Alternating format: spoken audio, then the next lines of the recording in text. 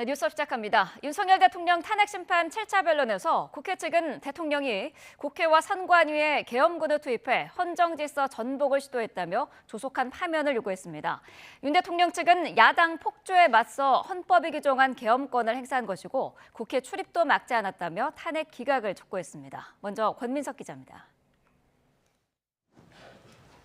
종반에 접어든 7차 변론에서 국회와 윤석열 대통령 측은 PPT 자료를 활용해 각각 탄핵의 정당성과 부당성을 역설했습니다. 국회 측은 윤 대통령이 야당의 입법 독재와 탄핵 소추로 국가 비상사태가 발생했다고 하지만 여야 대립 속에 타협과 양보를 만들어내는 게 정당 민주주의라고 지적했습니다. 이어 부정선거 증거도 제시하지 못하면서 중앙선관위에 계엄군을 투입해 헌법기관 신뢰도를 침해했다고 비판했습니다. 또 국회에 군과 경찰을 투입해 계엄 해제 결의를 저지하려 했다며 헌정질서 전복 행위를 한 대통령을 신속히 파면해야 한다고 강조했습니다. 피청구인은 아직도 헌정질서 파괴를 반성하지 않고 오히려 정당화하는 주장을 하고 있습니다. 이것은 헌법 수호 관점에서 극도로 위험한 행위입니다. 반면 윤 대통령 측은 국회의원 체포는 물론 출입을 막으라고 지시하지 않았고 국회 봉쇄 의도도 없었다고 거듭 주장했습니다. 피청구인이 국방장관이 요청한 군의 병력 수는 280명에 불과합니다. 이러한 부족한 인원수로서 국회가 전면적으로 봉쇄가 이루어질 수도 없었고 실제로 그러하지도 않았습니다. 윤 대통령이 선관위에 군대를 보내 서버 확인을 지시한 것 역시 헌법과 계엄법에 근거한 정당한 조치였다고 항변했습니다. 또 비상입법기구 창설을 계획했다면 경제부총리가 아닌 국무총리에게 지시했을 거라며 고뇌에 찬 결단으로 계엄을 선택한 대통령의 탄핵을 기각해달라고 강조했습니다. YTN 권민석입니다. 어제 이상민 전 행안부 장관이 증인으로 나왔는데요. 헌법재판소는 비상계엄 선포 전 국무회의에 대한 절차적 흠결에 대해서 따져 물었습니다. 윤 대통령은 한덕수 국무총리가 당시 국무회의가 간담회 형식이었다고 진술한 데 대해 직접 반박하기도 했습니다. 백종규 기자의 보도입니다. 헌법재판관들은 이상민 전 행정안전부 장관을 상대로 비상계엄 선포 전 열린 국무회의에 대한 질문을 이어갔습니다. 비상계엄 선포가 국무회의에서 심의, 의결을 거치지 않아 절차적 위법성이 있다는 지적이 잇따른 데 따른 것입니다. 이 말이 맞나요? 개회선언 없었다, 안건에 대한 설명 없었다, 폐회선언 없었다. 개회선언은 당연히 없었고요. 일단 안건 자체는 그 자리에 있는 사람들이 다 알고 있는 상황이었고요. 근데 증인께서는 네. 이게 지금 국무회의라고 생각을 하셨던 건가요? 그 자리에 있었던 분들은 국무회의를 한다는 걸 다 알고 있었고요. 그 의사정족수인 11명이 되기까지 기다린 이유가 과연 무엇인지 제가 묻고 싶습니다. 이 전 장관은 비상계엄 당일 국무위원들이 모여 논의했기 때문에 국무회의로서 실체적 요건을 갖췄다며 윤 대통령을 적극 엄호하고 나섰습니다. 당시 국무회의에 참석한 한덕수 국무총리와 다른 국무위원들의 증언과는 배치되는 주장입니다. 윤 대통령도 직접 발언 기회를 얻어 마찬가지로 국무회의 정당성을 강조했습니다. 한 총리가 수사기관 조사에서 계엄 선포 전 국무회의는 간담회와 비슷한 형식이었다는 진술을 한 데 대해서도 적극적으로 반박했습니다. 도대체 국무위원이 대통령실에 그러면 간담회 하러 오거나 놀러 왔다는 것은 말이 안 되는 얘기입니다. 또 국무회의 문서에 국무위원들의 부서, 즉 서명 절차가 생략된 것과 관련해서는 보완이 필요한 행위에 대해서는 사후에 전자결제로 할 수 있다고 생각한다고 덧붙였습니다. YTN 백종규입니다. 어제 심판정에서는 부정선거 의혹도 쟁점이 됐습니다. 과거 선관위 시스템 점검에 관여한 국정원 관계자와 선관위 사무총장이 증인으로 나왔는데 기존의 공방이 되풀이됐습니다. 김태원 기자입니다. 윤 대통령 측은 재작년 선관위 보안 점검에 참여했던 국정원 전 차장을 신문하면서 당시 선관위 서버가 보안에 취약했고 외부 침투 가능성이 있었다는 점에 초점을 맞췄습니다. 심지어 카페에 앉아서 선거망을 주무를 수 있었다고 보고서에 나오죠? 네, 그렇습니다. 이 밖에도 선관위 고위직 자녀들의 채용 비리 의혹을 들며 선거 부정이 있더라도 조직의 폐쇄성 때문에 감췄을 것이라는 주장을 펼치기도 했습니다. 유사한 방식의 폐쇄성이 작동했을 거라고 추정하는 편이 일반 경험에 부합하는데요. 제도 개선이 다 됐습니다. 국회 측은 보안 취약점이 존재했을 수는 있지만 부정 선거는 없었고 선거 부정이 이루어지는 것은 현실적으로 불가능하다고 반박했습니다. 각각의 이해관계인들이 잔뜩 모인 곳에서 저런 투표 조작 사태가 벌어질 수 있다고 생각하십니까? 그러니까 이게 조금 저희들이 쉽게 동의 못하는 이 시나리오 구조거든요. 이어 정작 국정원도 부정선거가 이루어졌다는 증거는 찾지 못한 것 아니냐고 지적했습니다. 수많은 사람들의 눈을 피해서 그 해킹한 어떤 데이터에 맞추어서 실물 투표지를 바꿔치기 해야 되는 것 같은데요. 이게 현실적으로 가능합니까? 저는 부정선거에 대해서는 제가 말씀드리지 않겠습니다. 좋습니다. 예. 그것은 저희들이 본 부분이 아니기 때문에. 윤 대통령 측은 계엄이 정당했다는 주장을 뒷받침하기 위해 부정선거 의혹을 따져볼 필요가 있다는 주장을 반복하고 있습니다. 하지만 헌재는 특정 선거구의 실제 투표자와 명부상 투표자 수가 일치하는지 대조해달라는 윤 대통령 측의 검증 신청을 재차 기각했습니다. YTN 김태원입니다. 어제 탄핵 심판에서 이상민 전 행정안전부 장관이 언론사 단전 단수 의혹을 전면 부인했습니다. 다만 이 전 장관은 윤 대통령 책상에서 관련 내용이 담긴 쪽지를 봤다고 증언했습니다. 차정윤 기자입니다. 윤석열 대통령이 비상계엄 선포 당시 언론사들의 단전 단수를 지시했다는 의혹과 관련해 이상민 전 행정안전부 장관은 그런 지시를 받은 적 없다고 일축했습니다. 자신은 소방에 대한 지휘 권한이 없다며 지시를 하달했다는 의혹도 부인했습니다. 다만 이 전 장관은 윤 대통령 책상에서 소방청 단전 단수 내용이 담긴 쪽지를 봤다고 밝혔습니다. 제가 대통령실에서 종이 쪽지 몇 개를 좀 멀리서 이렇게 본 게 있습니다. 그런데 그 쪽지 중에는 소방청 단전 단수 이런 내용이 적혀져 있었습니다. 쪽지가 어떤 맥락에서 작성되는지는 모르지만 자칫 큰 사고가 날 수 있다는 우려에 자신이 경찰청장과 소방청장에게 전화를 걸었다는 겁니다. 국회 측은 이 전 장관의 증언이 허석군 소방청장 기억과 배치된다고 지적했는데 특정 몇 가지 언론사에 대해서 경찰청 쪽에서 요청이 있으면은 협조하라는 그런 내용이었습니다. 이 전 장관은 허 청장이 애매하게 표현했다며 누구 말이 옳은지 얘기할 건 아니라고 답했습니다. 또 단전은 한국전력공사, 단수는 수도사업소를 상상하지 소방이 거론되는 건 너무 이상했다고 덧붙였습니다. 이 전 장관이 윤 대통령 등의 공소장에 담긴 단전 단수 의혹을 적극적으로 반박한 건데 이 전 장관이 목격한 쪽지에 구체적으로 어떤 내용이 담겼는지도 앞으로 쟁점이 될 것으로 보입니다. YTN 차정은입니다. 신원식 국가안보실장은 윤 대통령이 지난해 초부터 비상한 조치를 언급했다고 증언했습니다. 윤 대통령 측은 국제 외교의 상황을 언급하며 계엄의 정당성도 강조했습니다. 김주영 기자가 보도합니다.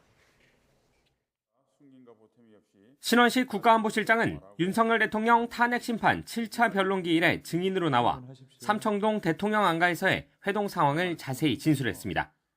윤석열 대통령이 신 실장, 김영현 당시 경호처장, 조태용 국정원장 등과 함께 모인 만찬 자리에서 이미 비상한 조치를 언급했다는 겁니다. 윤 대통령의 검찰 공소장에도 등장했던 내용입니다. 정상적인 정치 상황으로 가기 굉장히 어려워졌다 언급하면서 비상한 조치를 해야 하지 않겠느냐라고 발언하였죠.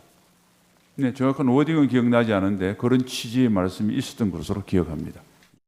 신 실장은 윤 대통령에게 적절하지 못하다며 좋은 해결책은 아니라고 밝혔고 윤 대통령은 화제를 돌린 것으로 전해졌습니다. 또 신 실장은 이런 말을 다른 이들에게 하지 않도록 전해달라는 말까지 당시 경호처장에게 남겼다고 밝혔습니다. 가서 무슨 얘기했나요? 식사 끝나고 대통령님과 국정원장은 이제 따로 복귀하셨고 아까 대통령 하신 말씀이 화제에 올랐고 그래서 대통령께서 그런 말씀은 아무리 술자리라도 사람들한테 하는 게 좋지 않겠다 이런. 윤 대통령 측은 비상한 조치 관련 언급이 가볍게 지나가는 발언이 아니냐고 물었고 구체적이지도 않았다고 강조했습니다. 대통령의 이런 발언은 식사 도중에 그냥 지나가듯이 툭 던진 말씀인 거죠, 그죠? 네, 그렇습니다. 이어 국제정세, 안보 우려 등을 언급하며 비상조치의 정당성을 강조하는데도 힘을 쏟았습니다. 안가회동 발언들의 경중을 두고 양측이 갈리는 가운데 다음 변론기일에 진행될 조태용 국정원장의 신문에서도 쟁점이 될 전망입니다. YTN 김주영입니다. 국회는 오늘부터 14일까지 사흘 동안 대정부 질문을 진행합니다. 첫날인 오늘은 정치, 외교, 통일, 안보 분야로 국민의힘은 계엄 사태의 원인이 야당의 입법 독재에 있다고 주장하고 최근 우클릭 행보를 하는 민주당 이재명 대표의 이중성을 비판한다는 방침입니다. 이에 맞서 민주당은 국민의힘을 내란 동조 세력으로 규정한 뒤 계엄 사태의 공세로 맞서고 특히 마은혁 헌법재판관 후보자 임명을 촉구한다는 계획입니다. 여야는 트럼프 행정부 2기 출범에 따른 방위비 분담과 관세 등 외교 문제에 정부 차원의 대응 방안과 대북 정책 방향 등도 집중적으로 질문할 것으로 보입니다.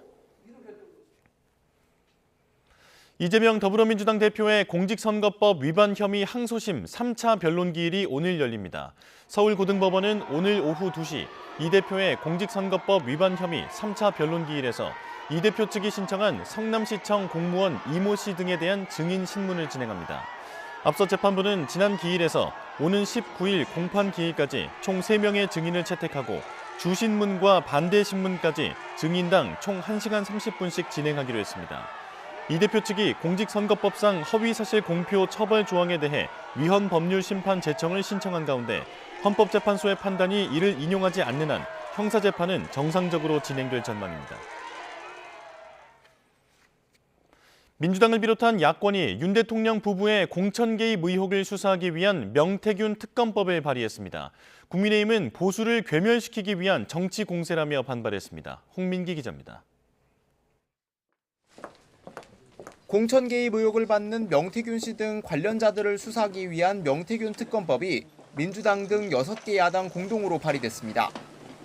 명 씨가 윤석열 대통령 부부에게 불법 여론조사 결과를 제공하고 그 대가로 김영선 전 의원의 공천을 받아냈다는 의혹과 국정에 개입해 창원 국가산단 선정 등 정보를 빼돌렸다는 의혹 등이 핵심 수사 대상입니다. 우리는 명태균 관련한 수많은 내용들이 불법 비상 계엄의 트리거가 되었다 이렇게 판단하고 있습니다. 특검법은 명 씨의 선거 개입 의혹 등에 특검이 인지한 사건도 추가 수사할 수 있도록 했는데 명 씨와 연루됐다는 의심을 받는 홍준표 대구시장과 오세훈 서울시장 등 여권 대선 주자들이 수사 대상에 오를 가능성도 있습니다. 구속된 명 씨까지 특검을 환영한다며 정치권의 추악한 뒷모습을 국민이 알아야 한다고 강조했습니다. 반면 국민의힘은 명태균 특검법을 보수 괴멸 특검법으로 규정하고 거세게 반발했습니다. 검찰 수사가 이미 상당히 진행됐는데도 명 씨와 옥기 씨라도 스친 여권 인사들을 모두 수사하겠다는 거냐고 날을 세웠습니다. 명태균과 민주당이 협작이 시작된 것은 아닌지 의심스러울 뿐입니다. 이제 합을 맞춰 정치 공세라도 시작하려는 것입니까? 이미 수차례 제2요구권이 행사된 김건희 여사 특검법을 포장지만 바꿔 다시 추진하려는 거냐며 특검 금단 현상이 나타난 거냐고도 비꼬았습니다. 명 씨와 여권 인사들 사이 관련성이 있었다면 지금까지 검찰 수사에서 나오지 않았겠냐며 특검 필요성을 거듭 일축했습니다. 민주당은 이번 달 안에 명태균 특검법을 처리하겠다는 계획이지만 국민의힘은 최상목 대통령 권한대행에게 제2요구권 행사를 건의하는 방안도 적극 검토하고 있습니다. YTN 홍민기입니다. 네, 대통령 탄핵 심판 관련 내용 자세히 짚어보도록 하겠습니다. 최창렬 용인대 특임 교수, 이종근 시사평론가와 함께하겠습니다. 어서 오십시오. 안녕하세요. 네, 자, 어제 7차 변론기일 첫 증인으로 이상민 전 행정안전부 장관이 나섰습니다. 국회에서는 입을 꼭 닫았었는데 어제는 입장을 충분히 밝히더라고요. 어떻게 보셨습니까? 네, 입장을 밝힐 것으로 예상이 됐습니다. 왜냐하면 김영현 전 국방장관과 이상민 전 행정안전부 장관은 대통령과 그래도 가장 최측근으로 불리던 사람들이고 네. 그러다 보니까 김영현 장관에 의해서 알 수 있듯이 그 전에 취했던 태도와 헌재에서의 그 심리 과정에서 증언은 완전히 다르지 않았습니까? 네. 무언가 자신이 형사재판에서 불리하게 되더라도 김영현 장관 같은 경우는 아주 적극적으로 이 헌재 심리에 도움이 되는 방향으로 지금 발언을 했고 어제 이상민 전 장관도 어떤 의미에서는 좀 그런 태도를 취했습니다. 물론 김영현 장관과 좀 다르죠. 김영현 장관은 지금 아예 주요 임무 종사 혐의로 구속되고 재판을 받고 있는 과정이고 네. 지금 이상민 장관 같은 경우는 국회에서 증언할 때만 하더라도 수사 단계였는데 아직 수사의 진척사항 없이 네. 그대로 기소나 또는 구속되지 않은 상태입니다. 그러다 보니까 형사재판에서 조금 더 자유로운 부분도 있고 하니까 적극적으로 전체적인 뉘앙스에서 대통령의 이 심리에 좀 도움이 되는 유리한 방향으로 진술한 것으로 보입니다. 네, 언론사 단전 단수 지시 이거는 검찰의 공소장에도 담겼던 부분인데 여기에 대해서 이 전 장관은 지시는 안 했지만 멀리서 쪽지에서 그 내용을 봤다라고 진술을 했고요. 또 경찰청장과 소방청장에게 전화를 한 것도 갑자기 이렇게 단전 단수를 하면 사고가 날 수도 있겠다라는 생각이 들어서 국민의 안전을 챙겨달라는 취지였다 이렇게 발언을 했더라고요. 그러니까 단전 단수 지시를 받은 적도 없고 네. 대통령이나 김영현 장관 측으로부터 이제 쪽지를 받지도 않았고 지시하지도 않았다는 얘기인데 네. 지금 말씀처럼 멀리서 대통령 집무실 원탁에서 봤다고 그러더라고요. 물어보니까 책상이냐 원탁이냐 그랬더니 원탁에서 봤다 이렇게 얘기를 하던데 네. 그럼 봤으니까 좀 봤겠죠. 안목을 봤다고 그러지는 않았을 거고 아무튼 간에 단전 단수 지시가 없었는데 이제 그 전에 얘기했던 건 많이 달라요 지금. 그렇죠. 허석권 소방청장이 윤건영 의원으로부터 질문 받을 때 국회에서 분명히 언론사 5곳에 대해서 단전 단수 지시가 있었다 이렇게 얘기를 했단 말이에요. 네. 그럼 허석권 청장 말과 전혀 다른 거죠. 본인 이제 단전 단수 지시를 안 했다고 하니까 뭐 알 수가 없죠. 지시 안 했다고 하니까. 그리고 검찰의 공소장에도 나와 있는 것과도 다르고. 근데 이런 일이 이제 한두 번이 아니니까 벌써 7차례 변론기일이 진행되면서 이런 경우를 우리가 많이 보고 있는 거 아닙니까? 그야말로 네. 목도하고 있는 건데 검찰의 공소장들과 너무 다르기 때문에. 근데 의아한 건 김영현 전 장관이 지난번에 변론기일에 나와서 쪽지를 이렇게 줬다라는 이렇게 신용을 했었거든요. 이렇게 그건 제가 화면이 기억이 나는데 네. 본인은 안 받았다고 하니까 글쎄요. 나중에 이걸 뭐 결국 수사로 밝힐 수밖에 없을 것 같아요. 네. 이게 워낙 다르니까. 근데 이해가 안 가는 건 멀리서 봤다라는 건 이해가 좀 안 가긴 안 갑니다. 네.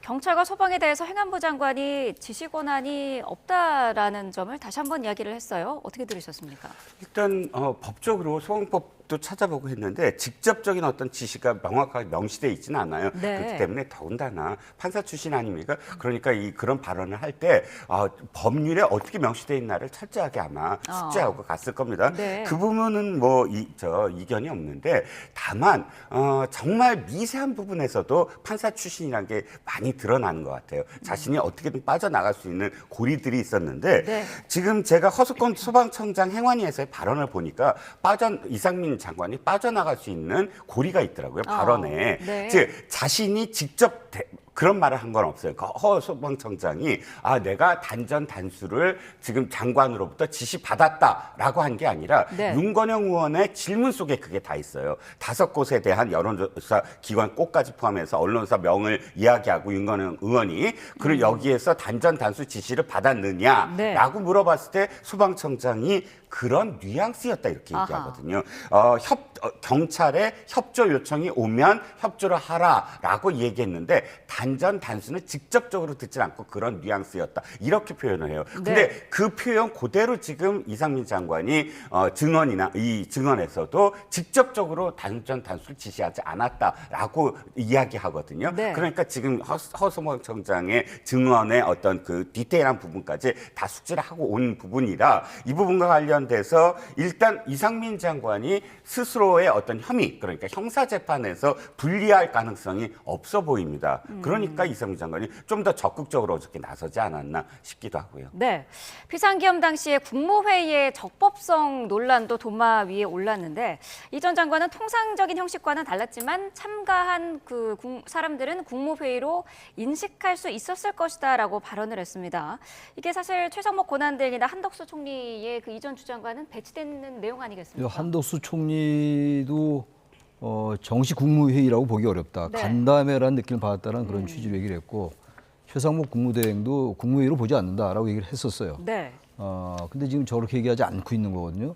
그러니까 저 단전 단수 지시 여부도 굉장히 중요합니다만 이 국무회의의 절차를 잘 거쳤느냐는 굉장히 중요해요. 다시 말하면 이 계엄 선포가 실체적 절차적으로 흠결이 있느냐 없느냐를 따지는 데 있어서 여러 가지 항목들이 있습니다. 이건 아주 중요한 겁니다. 네. 국회에 통과하지 않은 것도 물론 중요한 위법 사항이긴 합니다만 어쨌든 국무회의라는 심의기구, 원래 의결기구였어요.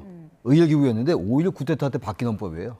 그래서 이제 국무회의가 심의기구로 이제 격화된 건데 하여튼 뭐 옛날 얘기니까 국무회의에서 심의해서 공포하고 이랬는데 그게 다 생략된 겁니다, 지금. 네. 원래 이상민 어제 저 장관의 말씀은 전 장관의 얘기는 이 국무회의 심의가 있었던 걸로 해석될 수 있는 그런 취지의 얘기를 했단 말이에요. 이 기존에 국무총리나 부총리 얘기와는 다른 것이고 또 송미령 그 농림부 장관인가요? 농림축산장관 얘기도 뭘 하는지 몰랐다는 거 아니에요. 근데 네. 국무회의라는 건 말이죠. 안건을 심의 자료나 의안을 배부해야 돼요. 그 개의를 선언해야 되고 그리고 의결이 있어야 되고 그다음에 국무회의록을 작성하고 보고하고 송부해야 됩니다. 이게 다 생략됐어요. 이건 국무회의라고 보기가 어렵죠. 네. 이걸 이제 지난번에 김영현 전 장관은 이 변론기일에서 미리 얘기를 하고 이제 한 명씩 오면서 이 정수를 채웠다고 얘기하잖아요. 네. 그거야말로 궤변이죠. 그런 국무회의가 어디 있습니까? 일단 다 성원이 된 다음에 확인하고 개의하고 그다음에 여러 가지가 말씀드린 의안도 배부하고 개의 의결하고 나중에 폐회 선언도 하고 국무회의록 작성하고 이게 국무회의예요.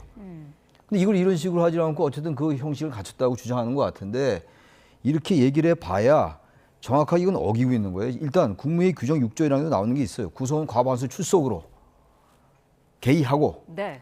근데 개의하지 않고 그냥 오면서 하나씩 이게 됐다는 거 아닙니까? 게다가 그 보도에 의하면 6명 애가만 얘기했다는 거예요. 국무총리 비롯한 6명의 국무위원, 5명의 국무위원이죠. 그러니까 6명이죠 말하자면 국무총리까지. 근데 이건 정식으로 일반적인 국무회의가 아닌 거예요. 네. 절차 어긴 거죠. 절차적 흠결이 있는 겁니다. 절차적 흠결이 있다면 이건 위법인 거죠.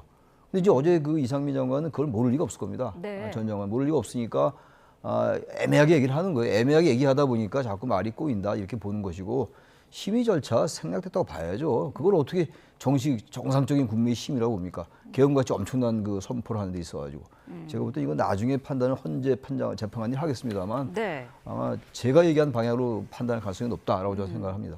그런데 어제 이상민 전 장관이 열띤 토론이나 의사 전달이 있었던 거는 처음이었다라고까지 표현을 하더라고요. 그건 네. 어떻게 봐야 될까요? 근데 이상민 장관이 좀 디테일하게 두 방어를 한 것 같아요. 두 가지가 하나는 뭐냐면 회의록 작성 부분과 그다음에 말씀하셨던 이 실체적으로 토론이라든지 과정이 있었느냐는 네. 부분.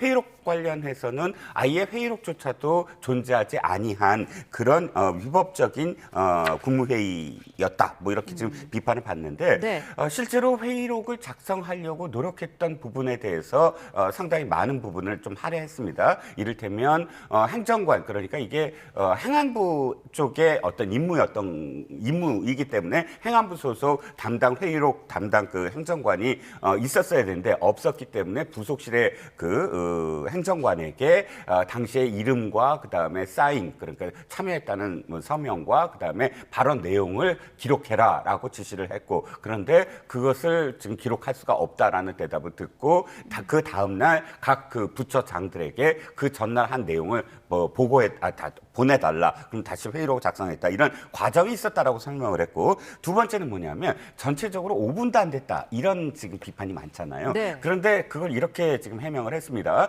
보통 국무회의가 열렸을 때 대통령이 주재하고 그 다음에 의사봉을 국무총리한테 넘긴다. 그런데 그날도 비슷한 양상이었다. 대통령이 이야기하고 방송 때문에 나갔다. 요 부분만 이야기하면 5분인데 나간 다음에 총리가 이야기를 하고 그 다음에 같이 토론이 있었고 그 다음에 대통령이 방송한 다음에 돌아왔다. 그러면 그걸 전체적으로 국면이라고 본다면 단순히 대통령이 얘기하고 나간 시간만 5분 그것만 이야기할 수 없지 않느냐라고 이야기한 거죠. 그런데 여기도 약간의 어떤 함정이 있습니다. 왜냐하면 방송하러 나갔다고 한다면 이미 그것을 이 심의한들 나중에 토론한들 게 무슨 의미가 있겠습니까? 방송하기 전에 토론이 열띠게 있었어야 되지 않았나 하는 그런 함정이 좀 있습니다. 네.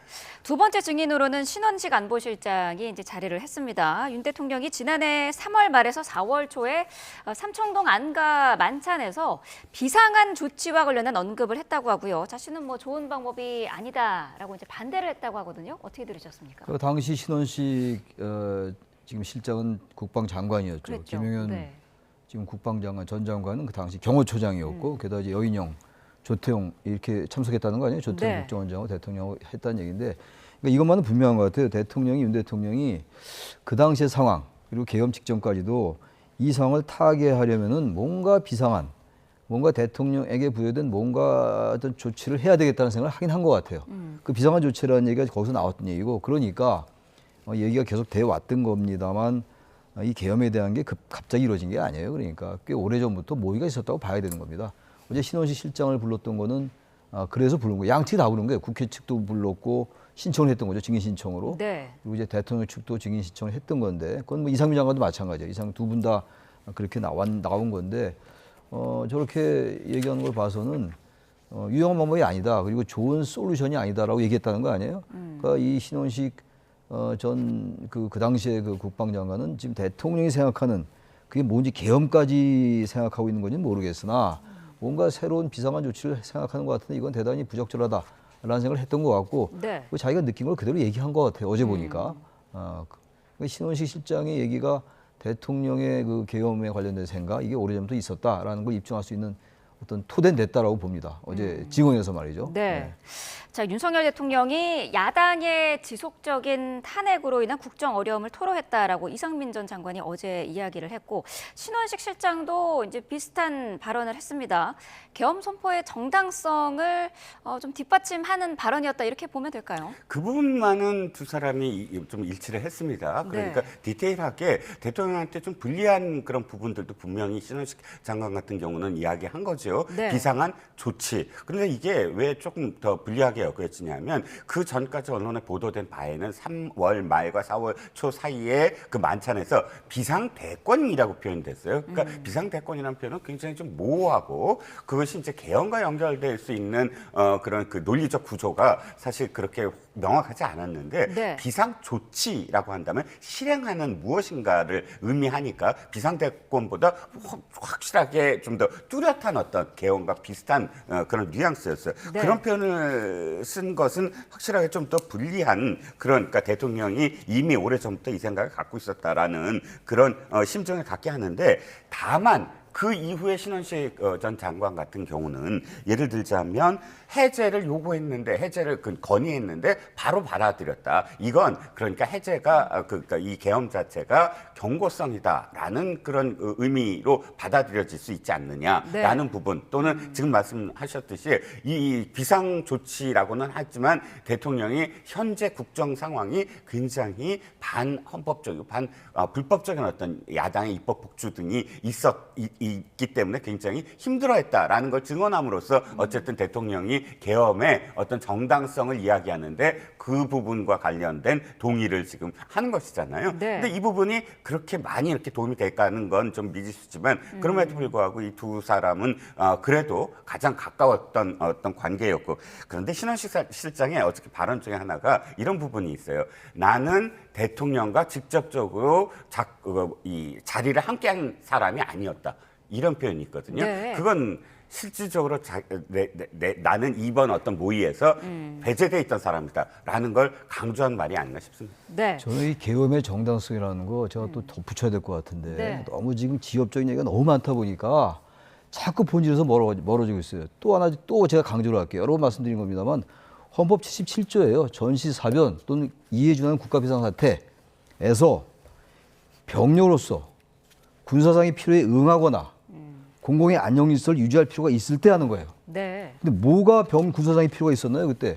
야당의 과도한 탄핵, 이른바 입법 독재, 그리고 이제 예산 삭감, 이런 것들 때문에 상당히 힘들었다. 그건 다 얘기하는 거 아닙니까? 윤 대통령 입장 이해할 수 있어요. 그런데 지금 이 계엄 선포했다는 거 아닙니까? 그래서 경고용이었고 그 말 자체가 성립이 안 돼. 경고용 계엄은 존재하지 않아요. 대한민국 헌법 어딜 찾아봐도. 계엄법이라는 게 있어요. 계엄법. 계엄법에 계엄 사무가 있고 계엄 과가 다 있다고요. 근데 그게 다 무시된 거예요. 네. 그러니까 어떻게 보면 대한민국 국군이 농락당한 거예요. 제가 볼 땐. 그런 정치적 이유로 해서 병력을 동원했다. 대한민국 군대가 그런 거에 인용되는 존재입니까? 왜 이런 거 자꾸 이직구들 얘기하는지 모르겠어요. 그래서 어쨌든 간에 제가 다시 강조하는 게 병력으로서 군사상이 필요하거나 공공의 안전을 유지할 필요가 있었느냐? 존재하지 않았어요. 누가 봐도. 근데 이걸 자꾸 다른 프레임을 개발한 거예요. 야당의 그런 여러 가지 일 때문에 이건 사실상 야당의 지휘하에 공수처, 법원, 경찰이 내란을 획책한 거다라는 이런 궤변이 나오고 있는 거예요, 지금. 이걸 우리가 정확히 봐야 돼요. 다른 여러 가지도 물론 중요한 아이템들이긴 합니다만 네. 이게 본질이에요. 저는 이 관련된 헌법재판소 내용으로 재판관이 절대 이 본질을 놓지 않을 거라고 저는 생각합니다. 네. 그런데 관련된 내용으로 정청래 위원장이 탄핵은 국회의 권한이다라고 얘기를 했고 거기에 대해서 윤석열 대통령이 계엄도 엄연히 대통령의 권한이다 이렇게 맞받아쳤거든요. 근데 그게 얼마나 말이 안 되는 얘기입니까? 계엄이 대통령에 주어진 권한이에요. 제가 말씀드렸잖아요. 계엄의 구성 요건이 있다고요. 구성 요건에 맞춰서 할 때 그 계엄이 정당한 것이고 탄핵 소출 안 받는 것이고 나중에 봐야지 하겠지만 대통령의 파면이 안 되는 거예요. 계엄은 그럴 때 하는 거예요. 계엄이 대통령에 주어진 중요한 권한인데 제가 말씀드렸잖아요. 이런 여러 가지 이유가 있다고요. 그리고 계엄을 선포해도 정부나 법원에 대해서 긴급한 조치할 수 있다라고 되어 있지 국회는 빠져 있어요. 헌법에도 나와 있고 계엄법에도 나와 있다. 계엄법에도. 계엄법에는 행정과 사법에 대해서만 조치를 취할 수 있다. 네. 명백한 헌법과 이 법률 위반이에요. 근데 이거를 지금 정청래 의원이 탄핵이나 이런 것들은 국회 권한이다 얘기하니까 거기에 대해서 대통령의 그 반박이 아니 무슨 소리냐 그런 식의 논리라면은 내가 대통령인데 이 계엄도 선포할 수 있다라는 얘기가 그런 걸 궤변이라고 하는 겁니다. 제가 볼 때. 네. 첨언하실 내용이 있으실까요? 있습니다. 교수님 말씀을 제가 반대하는 건 아닌데 이를테면 정청래 법사위원장의 이 표현이 과연 옳은 표현인가라는 것은 생각해 봐야 될 여지가 있다는 겁니다. 물론 이 문장 구성이 돼요. 그래서 맞습니다. 국회의 권한입니다. 하지만 탄핵을 22번의 탄핵, 그러니까 장관들을 합쳐서 22번의 탄핵으로 말미암아 우리가 갖는 어떤 그 비용이 얼마나 드냐 하면 그 장관이 일을 못해요. 174일까지 일을 못하는 상황입니다. 그럼 그 부처가 실질적으로 국민들을 위해서 봉사해야 될 시간이 줄어드는 거예요. 그러면 이 탄핵이 과연 옳았느냐, 이렇게 그 직무 정지를 목적으로 하는 탄핵에 거듭되는 것이 옳았느냐. 두 번째, 예산. 행정부의 가장 큰 예산은 집행권과 편성권입니다. 네. 예산을. 그리고 입법부는 그것을 감시하는, 견제하는 기구예요. 그런데 지금의 3년 동안 보면 이재명 대표의 민주당은 아예 자신들이 집행하려고 합니다. 예를 들어서 지역화폐와 관련된 4조 원을 해라. 그러면 내가 들어주겠다. 이런 식의 그 집행권까지 침해하고, 특검은 지금까지 어떠한 정권도 어떠한 정부도 여야가 합의에 의해서 특검이 있었지 단독으로 특검을 만든 적은 없거든요. 네. 다만 교수님 말씀에 제가 동의하는 부분은 이렇게 야당이 정말 반헌법적인 또는 위법적인 어떤 행태를 되풀이할 때 거기에 대한 대응은 정치적으로 해야 된다. 예를 들어서 선거에서 이것을 심판받게 만든다든지 그렇게 해야지 이거를 군으로 대응한다라는 부분은 저는 동의하지 않습니다. 네. 저도 야당의 그런 것들 비판을 많이 해온 사람이에요. 잘못된 거 많이 있죠. 그리고 이재명 대표가 뭐 방탄정탕이라고 많이 얘기해 왔고 저도 많이 동의했고 제가 봐도 탄핵이 남발됐어요. 입법 독재라고 볼 수 있어요. 여당의 관점에서. 네. 예산 깎은 것도 과하다고 볼 수도 있습니다만 그것과 이 비상계엄을 해가지고 그렇게 해서 나라가 두동강에 났었나요? 그렇지 않잖아요. 이걸 어떻게 동렬해서 비교합니까? 저도 야당이 그런 거 많이 비판해요. 지금도 비판하고 저 잘했다고 보지 않아요. 근데 그렇다고 그 부분과 지금 정청래 의원이 얘기한 그것도 국회 권한인데 여기 대통령의 거기에 대한 반박이 이거 비상계엄은 나의 권한이었다. 그래서 이게 과연 맞는 논리일까요? 이제 그걸 지적하는 겁니다. 네. 부정선거 의혹에 대한 공방도 어제 치열하게 벌어졌는데 시스템에 취약한 점이 있었다라는 한쪽과 또 조작은 불가능하다 이렇게 맞서는 또 반대쪽 기존의 그런 입장들이 되풀이된 것 같아요. 네, 되풀이 됐습니다. 그런데 일단 저는 이제 백종욱 전 3차장이 어떤 사람인가가 좀 배경이 돼야 된다. 네. 단순히 그냥 3차장이 아니라 이 해킹과 관련, 그러니까 정보 보호와 관련해서는 우리나라에 손꼽는 전문가입니다. 그러니까 학위도 박사 학위도 정보보호학으로 박사 학위를 받았고 또 네. 국가 사이버 안보센터장 등 그러니까 경력이 전부 다 이 사이버 안보와 관련된 부분이에요. 그리고 이 지금 백종욱 3차장이 이야기하는 게 핵심은 이겁니다. 자기가 국정원에 이제 3차장이 돼서 선관위와 관련된 시스템을 이제 점검을 뭐 5%지만 해보고 또 선관위의 어떤 여러 가지 어떤 상황들을 지켜봤을 때 상당히 취약하더라. 이 부분과 관련돼서는 상당히 보완이 필요하고 혁신이 필요하고 좀 더 많은 부분에 자기 5%밖에 점검 안 했으니까 전수조사를 위한 부분이 필요하다라는 부분에 대해서는 상당히 저는 공감하는데 네. 다만 이게 저는 나중에 또 말씀드리겠지만 헌법재판소가 사실 이 부분을 받아들여줬으면 점검에 대한 부분을 받아들여줬으면 하는 생각이 많아요. 왜? 지금 굉장히 혼란스럽지 않습니까? 네. 국가적으로 혼란스러운 이유 중에 하나가 예전에는 부정선거에 대한 의혹에 찬동하는 사람들이 적었는데 지금은 그게 문제가 있나 보다라고 고개를 끄덕이는 사람들도 많아요. 네. 저는 거기에 대해서 반대하지만 그렇다면 선관위가 하는 역할이 뭐냐면 이렇게 선거에 대해서 신뢰도를 높여주는 일이거든요. 선거 과정의 신뢰도가 낮다면 민주주의가 무너지는 겁니다. 네. 그렇다면 이 정도의 어떤 부분이라면 우리나라의 가장 높은 수준의 사법적 결정을 내리는 헌법재판소가 봐라, 우리가 이번 이렇게 계기로 해서 이렇게 점검을 했는데 아무 문제가 없지 않느냐 하면 이 논란이 종결될 수 있는 어떤 가장 좋은 기회거든요. 네. 근데 그걸 굳이 시간이 좀 든다는 이유로 뭐 서버 점검 안 받아주고 뭐 이렇게 해버리면 끊임없이 음모론은 더 창궐할 것이다. 네. 그래서 이 부분이 굉장히 아쉽다는 선관위 서버 검증에 대해서는 윤석열 대통령 측이 두 번째로 이제 요청을 한 거였는데 헌재가 받아들이지 않았거든요. 탄핵 심판에서는 불필요하다라고 생각을 했던 걸까요? 불필요하죠. 부정선거 의혹이라는 게 사실 오래됐잖아요. 오래되고 그동안 많은 사람들이 그게 말이 되나 그렇게 생각해 왔어요. 네. 근데 이번에 비상계엄 선포 이후에 이게 완전 쟁점을 부상한 겁니다. 급부상했어요. 여러 사람들이 나와서 탄핵 반대 집회에서 제가 볼 땐 개변으로 보이는데 어쨌든 그분들이 주장을 많이 했고 말이죠. 그리고 황교안 전 총리가 지금 변호인단에 합류를 했어요. 네. 그분은 그 부정선거 얘기를 많이 했던 분이잖아요. 네. 그런데 이 지금 탄핵 대통령이 위헌위법했느냐가 부정선거 쟁점은 들어가 있지 않아요. 헌재에서도 얘기는 하고 있습니다만 네. 이제 부정선거나 야당의 여러 가지 그 여당의 관점에서 그 의정을 혼란시켰다. 자유 헌정 질서를 그리고 그래서 개헌을 했다라는 그런 논리 때문에 부정선거가 나오는 거 아니에요? 그래서 부정선거가 있었다면 개헌이 정당했다. 이 논리를 전파하기 위한 거예요, 아니에요? 근데 보세요. 서버 점검할 수 있죠. 그러면 이 의혹 제기하면은 전부 다시 검사합니까? 그 대법원에서 여러 번 이게 문제가 없다고 기각이 되고 그랬었잖아요. 재판도 나왔고. 네. 더 이상 어떻게 게다가 지금 전문가 2023년도에 백종원 국정원 3차장은 본인이 보안 점검을 했던 사람이잖아요. 문제 없다는 거 아닙니까? 부정선거 흔적하고는 전혀 관계 없다. 그때 점검했던 것도. 근데 왜 그 점검해야 됩니까, 그거를? 우리 이종근 평론가의 말씀이 일리가 있어요. 그러면 그냥 하자, 그냥 좋은 말씀인데. 그래서 이 국가의 헌법 질서 이런 건 그렇게 가는 게 아니거든요. 대한민국 최고 법률 기구인 대법원이 판정을 내렸어요, 여러 번. 근데 자꾸 저렇게 문제를 제기한다고 해서 그거 계속 받아줄 수 있는 거냐고요, 헌재 입장에서는. 네. 그리고 이건 부정선거 이부는 대통령의 어떤 그 헌법이 제시되어 있는 계엄 요건하고 잘 맞지도 않아요. 따라서 헌재가 저 부분을 받아들이지 않는 건 당연하다. 저는 그렇게 생각을 합니다. 네. 자, 어제 진행된 7차 변론기일 내용 살펴봤고요. 내일은 마지막 8차 변론기일이 진행됩니다. YTN에서 오전부터 특보로 전해드리도록 하겠습니다. 최창렬 용인대 특임교수, 이종근 시사평론가와 함께했습니다. 두 분 말씀 감사합니다. 네, 감사합니다.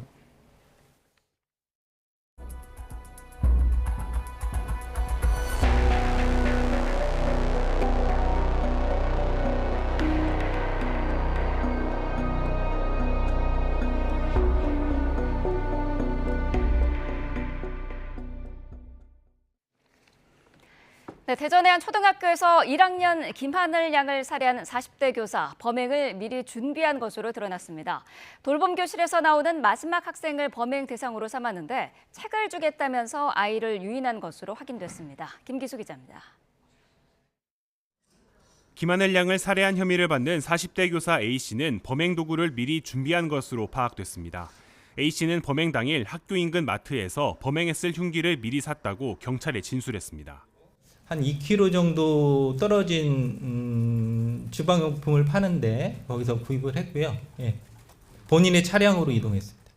A 교사는 자신의 범행 수법도 경찰에 설명했습니다. 범행 당일 시청각실에 있으면서 옆에 있는 돌봄 교실에서 마지막으로 나오는 학생을 노렸다고 진술했습니다. 이어 책을 주겠다며 김양을 유인해 시청각실 안에 있는 자재 창고에서 살해한 뒤 자해한 것으로 조사됐습니다. 이 수업을 마치고 갈 때 어떤 아이든 상관없다. 같이 죽을 생각으로 맨 마지막에 가는 아이에게 책을 준다고 시청각실에 들어오게 하여 목을 조르고 칼로 찔렀다는 진술입니다. 앞서 김양이 다니던 학원의 차량 기사가 김양이 나오지 않는다고 학교에 알렸고 교사들이 김양을 찾다가 발견하지 못해 부모에게 연락해 실종 신고가 이루어졌습니다. 경찰과 가족이 학교 주변 아파트와 놀이터, 공원에 이어 다시 학교를 수색한 끝에 시청각실에 쓰러진 김양과 A씨를 발견했습니다. A씨에 대한 체포영장과 압수수색 영장을 발부받은 경찰은 범행 동기 조사와 함께 김양에 대한 부검도 진행할 방침입니다. 다만 피의자인 A씨가 현재 중환자실에서 치료를 받는 중으로 병원에서 나올 수 있을 정도로 회복된 후에야 제대로 된 조사가 이루어질 것으로 보입니다. YTN 김기수입니다. 해당 교사는 우울증으로 질병휴직을 냈다가 조기 복직한 것으로 조사됐습니다. 최근 동료 교사를 상대로 폭력적인 성향도 보여서 교육청 조사가 이루어졌지만 비극을 막지는 못했습니다. 이상군 기자입니다. 대전시교육청 조사 결과 김하늘 양을 살해한 혐의를 받는 교사는 오랜 기간 우울증을 앓아왔던 것으로 확인됐습니다. 이 때문에 수차례 병가를 사용했고 지난해 12월 9일부터는 6개월 질병휴직에 들어갔지만 불과 20여일 만에 조기 복직됐습니다. 일상생활이 가능할 정도로 회복됐다는 정신과 의사 소견서에 따라 복직이 결정됐다는 게 대전시교육청 설명입니다. 하지만 최근 컴퓨터를 파손하고 동료 교사를 폭행하는 등 폭력적인 성향을 보여온 것으로 파악됐습니다. 폭력 사태 이후 분리 조치가 필요하다는 의견이 나왔지만 조치는 해당 교사를 교감 옆자리에서 근무하도록 한 것뿐이었습니다. 질병휴직위원회라든가 질환교원심의위원회 등이 있는데요. 이것을 과도하게 작동시킬 경우에는 각종 어떤 침해의 소지가 있습니다. 유족은 누구나 범행 대상이 될 수 있었다며 분통을 터뜨렸습니다. 학교에서 선생이 학생을 죽이는데 그 어떤 부모가 안심하고 학교를 보낼 수 있습니까? 외부인도 아니고 정교사가 제 딸을 죽였습니다. 학부모들도 교육당국의 대처가 이해할 수 없다는 반응을 보였습니다. 그 병력이 있으면 명확하게 그거를 바로 잡고 그렇게 복직이 시키지 말아야 되는데 교육청에서 바로 잡아줬더라면 이런 일이 일어나지 않았을 텐데. 가장 안전해야 할 학교에서 벌어진 참담한 비극에 시민들은 큰 충격에 빠졌습니다. 시교육청은 오는 14일까지를 애도기간으로 정하고 관내 학교를 대상으로 애도교육도 진행하겠다고 밝혔습니다. 또 교직원과 학생을 대상으로 긴급 심리상담 등을 진행하고 재발방지 대책을 마련하겠다고 약속했습니다. 경찰청과 협력하여 사고 원인을 면밀히 파악하고 앞으로 교육 현장에서 이러한 불효의 사고가 다시 생기지 않도록 해당 학교도 재량 휴업 기간을 사흘 연장하고 다음 주부터 재학생들을 등교시키기로 했습니다. YTN 이상곤입니다. 김하늘 양이 숨진 초등학교 앞에는 추모 행렬이 이어졌습니다. 빈소에도 숨진 하늘이의 학교 친구들과 학부모 등이 찾아와 명복을 빌었습니다. 이성우 기자입니다. 김하늘 양이 숨진 학교 정문 울타리를 따라 꽃과 인형이 놓여 있습니다. 학부모들은 자녀들과 함께 학교를 찾아 국화꽃과 간식을 놓고 하늘이의 죽음을 애도합니다. 국화꽃 사이에는 아가 그곳에서 행복해 지켜주지 못해 미안해 등 추모 문구가 담긴 쪽지들이 눈에 들어옵니다. 학부모들은 한결같이 학생들이 가장 안전해야 할 학교에서 비극적인 일이 벌어졌다는데 큰 충격을 받았습니다. 저도 일하는 사람이라 돌봄 교실을 이용하고 있는 사람으로서 정말 학교에서 있어서는 안 될 일이 너무 일어난 것 같고 다시는 정말 일어나면 안 되는 일인 것 같습니다. 추모를 온 학부모들은 당장 아이들을 어떻게 학교에 보내야 할지 걱정부터 앞섭니다. 또 이런 비극이 되풀이되지 않도록 학교에서 정신적으로 건강하지 않은 교사는 학생으로부터 분리해야 한다고 강조합니다.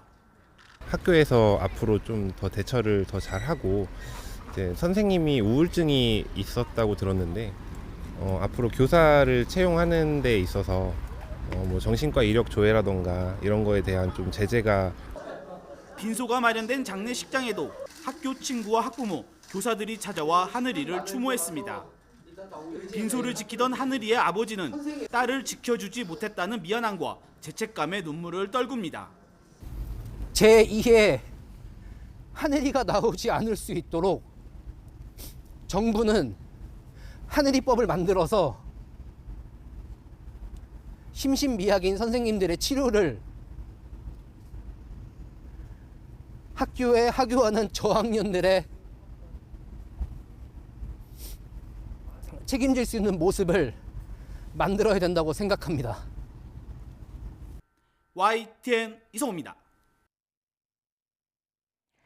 이주호 부총리 겸 교육부 장관은 오늘 오후 전국 17개 시도교육감과 함께 대전 초등생 피살 사건과 관련한 대책을 논의합니다. 시도교육감 긴급협의회에서는 철저한 진상조사와 함께 안전한 교육 환경을 조성하기 위한 근본 대책 마련을 논의할 예정입니다. 또 정신질환으로 업무를 수행하기 힘든 교원에 대한 관리 등도 언급될 것으로 전망됩니다. 2년여 전 현장 체험학습을 갔던 초등학생이 주차하던 버스에 치여 숨진 사고가 있었습니다. 과실치사 혐의로 재판에 넘겨진 담임교사에게 유죄가 인정돼 금고형의 집행유예가 선고됐는데요. 교육계는 반발하고 있습니다. 홍성욱 기자입니다. 지난 2022년 초등학교 현장 체험학습 중 발생한 사고. 줄 맨 뒤쪽에 있던 학생을 버스가 이동하는 과정에서 들이받았고 끝내 숨졌습니다. 사고 2년 3개월 만에 내려진 1심 선고. 재판부는 담임교사 A씨에게 금고 6개월에 집행유예 2년을 선고했습니다. 인솔교사로서 피해 학생이 체험학습 장소에서 안전하게 이동할 수 있도록 주의 의무를 기울이지 않았고 모든 과실을 버스기사에게 있다고 주장하며 범행을 진지하게 반성하지 않는 태도를 보였다며 유죄 선고 이유를 설명했습니다. 교사 측 변호인은 운전자 과실로 발생한 예측 불가능한 사고에 대한 책임을 묻는 것은 부당하다며 무죄를 주장했지만 받아들여지지 않았습니다. 보조인솔교사 B씨에 대해서는 버스에 함께 탑승했다는 이유만으로 교통사고 위험에 대비해야 할 주의 의무가 있다고 보기 어렵다며 무죄를 선고했고 주변을 제대로 살피지 않고 버스를 출발해 학생을 숨지게 한 버스기사 C씨에게는 금고 2년이 선고됐습니다. 재판 직후 전교조와 교총 등 교원단체는 유족에게 깊은 애도를 표한다면서도 교육활동을 위축시키고 교사가 교직을 떠나게 하는 결과를 초래할 것이라며 반발했습니다. 예측 불가능한 사고임에도 예측을 해야 하고 현장 교사가 모든 법률적 책임을 져야 하는 지금의 현장 체험학습은 지속 불가능합니다. 현직 교사가 금고 이상의 형을 선고받고 확정되면 퇴직 처리됩니다. 체험학습 도중 발생한 학생 사망 사고와 관련해 교사의 형사 책임이 인정된다는 판결. 현장 체험학습 거부 등 교육계의 적잖은 파장이 예상됩니다. YTN 홍성욱입니다. 오늘 새벽 4시 20분쯤 완주 방면 순천 완주 고속도로 황전 나들목 부근을 지나던 25톤짜리 화물차가 중앙 분리대를 들이받았습니다. 사고로 다친 사람은 없지만 충격으로 중앙 분리대가 부서지면서 도로 반대편에 있던 승용차가 파편에 부딪혔습니다. 또 완주 방면 2개 차로와 순천 방면 1개 차로가 사고 차량에 가로막혀 교통 혼잡이 빚어졌습니다. 경찰은 화물차가 눈길에 미끄러진 것으로 보고 정확한 사고 경위를 조사하는 한편 사고 현장 수습에 나섰습니다. 오늘 새벽 5시 50분쯤 광주 방향 광주-대구 고속도로로 진입하던 화물차가 눈길에 미끄러지는 사고가 났습니다. 다른 차량이나 분리대와 부딪히지 않아 운전자가 다치진 않았지만 화물차가 일부 차로를 막았습니다. 경찰은 사고 현장 수습을 이어가면서 차가 눈길에 미끄러졌다는 운전자 진술을 토대로 정확한 사고 경위를 조사할 방침입니다. 오늘 아침 전국 곳곳에 눈비가 내리면서 대설특보가 확대하고 있습니다. 해안가에는 바람까지 강하게 불고 있는데요. 취재기자 연결해 눈과 강풍 상황 알아보겠습니다. 정혜운 기자, 먼저 눈 상황부터 알아보죠. 지금 눈이 어느 지역에 내리고 있습니까? 네, 서해상에서 눈구름이 강하게 발달해서 들어오면서 남부에 이어서 중부 서해안과 일부 내륙으로도 눈이 점차 확대하고 있습니다. 먼저 YTN 재난보도 시스템 이다스로 현재 눈 내리는 지역부터 살펴보도록 하겠습니다. 이곳은 대설특보가 내려져 있는 인천, 강화, 송산 삼거리 지역입니다. 이미 도로 옆으로 많은 눈이 수북하게 쌓여 있고요. 도로 위로도 일부 녹지 않은 눈이 그대로 쌓여 있는 걸 확인하실 수가 있습니다. 다음은 파주 송천대교 부근인데요. 이 지역도 일찍부터 대설특보가 내려진 채 눈이 집중되고 있습니다. 이미 3cm 안팎의 눈이 내리면서 도로 곳곳이 젖어 있습니다. 시정도 평소보다 흐려져 차량도 전조등을 켠 채 이동하는 모습입니다. 다음은 경기도 자유로 핵주 IC 부근인데요. 마찬가지로 눈비가 이어지면서 노면이 젖어 있고 또 뿌연 하늘과 안개로 인해서 시야 확보도 잘 되지 않는 모습입니다. 속도를 평소 절반 이상으로 줄여주시고 앞차와의 간격을 넓혀서 이동을 해주시기 바랍니다. 마지막으로 서울 북부간선도로 구리 시계 부근인데요. 눈이 내리고 있고 또 내린 눈이 녹아 도로 위가 젖어 있습니다. 미끄럼 사고가 우려되는 상황입니다. 살얼음 가능성이 높은 만큼 각별히 주의를 해주셔야겠습니다. 오늘 새벽부터 눈이 내리면서 현재 경기도 북부와 파주, 인천, 강화, 충청 이남 지역에 대설주의보가 내려져 있고 서울 등 그밖의 중부 내륙으로도 대설 예비 특보가 내려져 있습니다. 현재 해안으로 바람도 강해지고 있는데요. 오늘 해안과 일부 내륙에는 강풍특보가 내려질 가능성도 있습니다. 중부지방에는 3에서 최고 10cm, 남부지방으로는 1에서 5cm의 눈이 예고돼 있습니다. 눈비는 오전까지 이어지다가 오후에는 대부분 비로 바뀌어 내리겠고 오후 늦게부터 그치겠습니다. 따라서 많은 눈이 내려 쌓이기보다는 내린 눈비로 미끄럼 사고가 발생할 가능성이 있어서 주의가 필요한 상황입니다. 네, 오늘이 정월 대보름인데 밤에 대보름 맞이 달맞이 행사는 가능한 겁니까? 네, 예상대로 눈비가 그친다면 중부지방에서는 밤사이 구름 사이로 정월대보름 달맞이가 가능할 것으로 보입니다. 다만 오늘 비가 그친 뒤에 일시적으로 찬 공기가 남하하면서 밤사이 다소 공기가 차가워지겠습니다. 또 비가 그친다 해도 도로에 살얼음이 생겨서 미끄러울 수 있으니까요. 이 달맞이 가실 때는 따뜻한 옷차림과 교통안전에 유의를 해주셔야겠습니다. 오늘 밤 정월대보름달은 서울에서 오후 5시 46분에 떠오르겠고 가장 둥근 달은 전국에서 밤 10시 53분에 볼 수 있을 전망입니다. 지금까지 과학기상부에서 YTN 정혜윤입니다. 철강과 알루미늄 관세 부과를 발표했던 트럼프 미국 대통령이 상호 관세 부과와 대상국을 내일 발표할 것으로 보입니다. 이에 따라 철강과 알루미늄 미국 수출품에 25% 관세 부과가 예고된 우리나라가 상호 관세 부과 대상에도 오를지 관심이 쏠리고 있습니다. 워싱턴 홍상희 특파원입니다. 전 세계를 상대로 관세 전쟁의 포문을 연 트럼프 미국 대통령. 중국에 대한 10% 관세 부과와 철강, 알루미늄 수출품에 대한 25% 관세에 이어 48시간 안에 상호 관세를 발표하겠다고 예고했지만 오늘은 언급하지 않았습니다. 상호 관세는 각국이 미국산 제품에 부과하는 관세율 수준에 맞춰 상대국 제품에 관세를 부과하겠다는 것으로 트럼프 대통령은 상호주의를 강조하고 있습니다. You'll be hearing that word a lot, reciprocal. If they charge us, we charge them. If they're at 25, we're at 25. If they're at 10, we're at 10. And if they're much higher than 25, that's what we are too. 상호 관세 개념대로라면 한미 자유무역협정 FTA로 미국과 98% 이상의 제품에 상호 무관세를 적용하는 우리나라는 관세 대상에서 벗어날 수 있습니다. 하지만 지난해 역대 최대 규모의 무역 적자 성적표를 받아든 트럼프 대통령이 무역 수지 개선에 초점을 맞춘다면 안심하기 어렵습니다. 지난해 사상 최대의 대미 흑자를 기록한 우리나라를 관세 대상에 올릴 수도 있다는 겁니다. 게다가 트럼프 대통령은 이미 우리나라의 대미 주요 수출품인 자동차와 반도체도 관세 부과 검토 대상으로 지목했습니다. But we'll be talking about other subjects like cars. We'll be discussing chips, and we're going to be doing some other things in addition to that, all which will bring in a lot of jobs into our country. Cars is going to be a very big one. 트럼프 대통령의 관세 전쟁이 본격화하면서 우리나라에 대한 직접적인 영향도 불가피해졌습니다.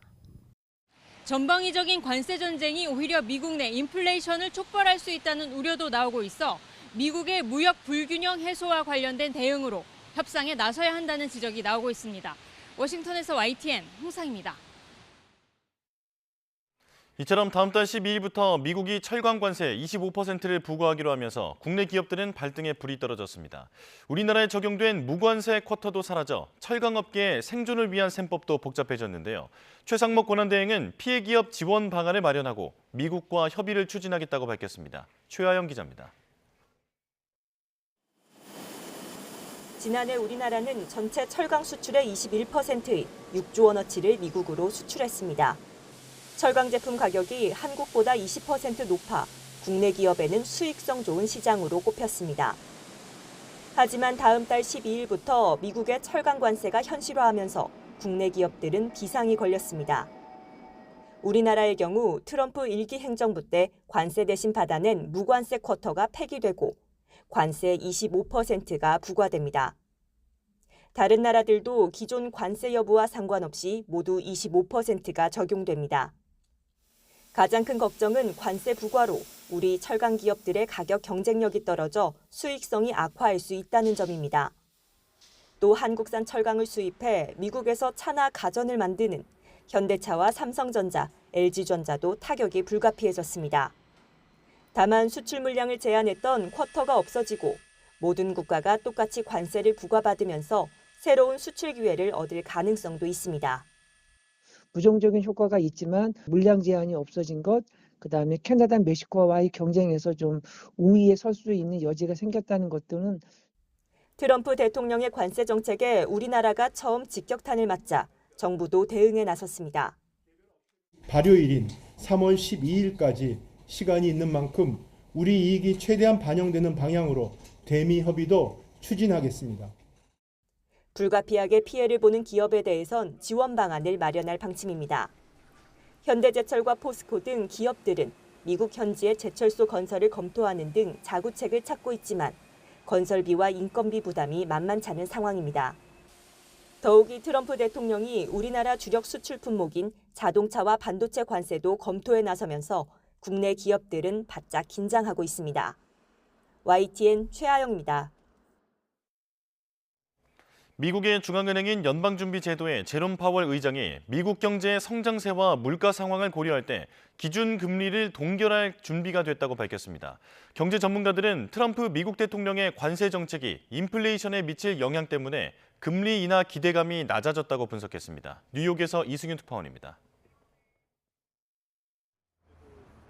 경제 현황과 통화정책 설명을 위해 미국 연방상원 청문회에 출석한 미국의 중앙은행인 연방준비제도의 제롬 파월 의장. 현재 미국 경제가 강한 성장세를 지속하고 인플레이션이 목표인 2% 수준을 웃돌고 있다며 기준 금리를 동결할 준비가 돼 있다고 강조했습니다. We do not need to be in a hurry to adjust our policy stance. We are attentive to the risks on both sides of our dual mandate, and policy is well positioned to deal with the risks and uncertainties that we face. 또 연준의 금리가 직면한 위험과 불확실성을 다루기에 적절하다며 경제가 강하게 유지되고 인플레이션이 계속 둔화하지 않으면 통화 긴축 정책을 더 오래 유지할 수 있다고 밝혔습니다. 하워드 막스를 비롯한 월가의 경제 전문가들은 연준이 기준 금리를 결정하는 연방공개시장위원회 FOMC에서 중립적인 금리를 유지할 것으로 내다봤습니다. The Fed needs interest rates to be high enough so that if there's a recession, they can cut the rates and stimulate. 특히 피터슨 국제경제연구소는 트럼프의 관세 정책이 인플레이션에 미칠 영향 때문에 금리 인하 기대감이 낮아졌다고 설명했습니다. 실제로 글로벌 투자은행 10곳 중 뱅크 오브 아메리카와 모건 스탠리 등 절반이 올해 금리 인하 횟수를 한 차례 이하로 전망했습니다. FOMC에서 늘 의결권을 행사하는 이곳 뉴욕 연방준비은행의 존 윌리엄스 총재 역시 통화정책에 있어서 급격한 변화보다는 신중한 접근을 이어나가야 한다는 입장을 밝혀 금리 동결론에 힘을 실어주고 있습니다. 뉴욕에서 YTN 이승윤입니다. 어제 탄핵 심판 7차 변론 기일에 윤석열 대통령이 직접 출석했죠. 5번째 출석이었습니다. 헌재 주변에는 탄핵 찬반 양측이 이번에도 모였습니다. 우종훈 기자가 보도합니다. 아침 8시 32분 윤석열 대통령이 탄 파란색 호송차가 경호 차량과 함께 서울구치소를 줄줄이 빠져나옵니다. 오전 10시 탄핵 심판 변론 시작에 맞춰 이른 아침 구치소를 나선 겁니다.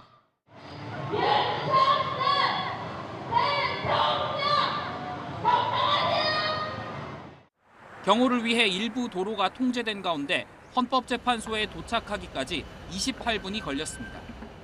지지자들은 헌재 주변에 모여 태극기와 성조기를 들고 윤 대통령 석방을 거듭 촉구했습니다.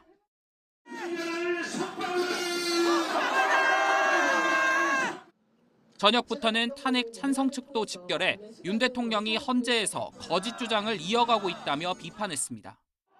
대란숙의 우두머리 윤석열을 파면하라!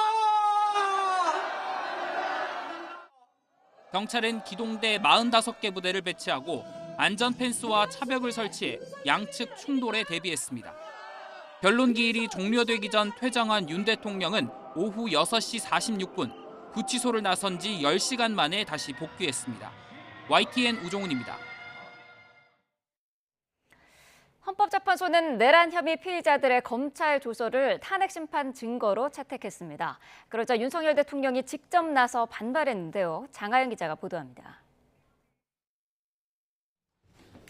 헌법재판소가 7차 변론기일에서 12.3 비상계엄에 관한 군 지휘부의 검찰 조서를 탄핵 심판의 증거로 채택했습니다.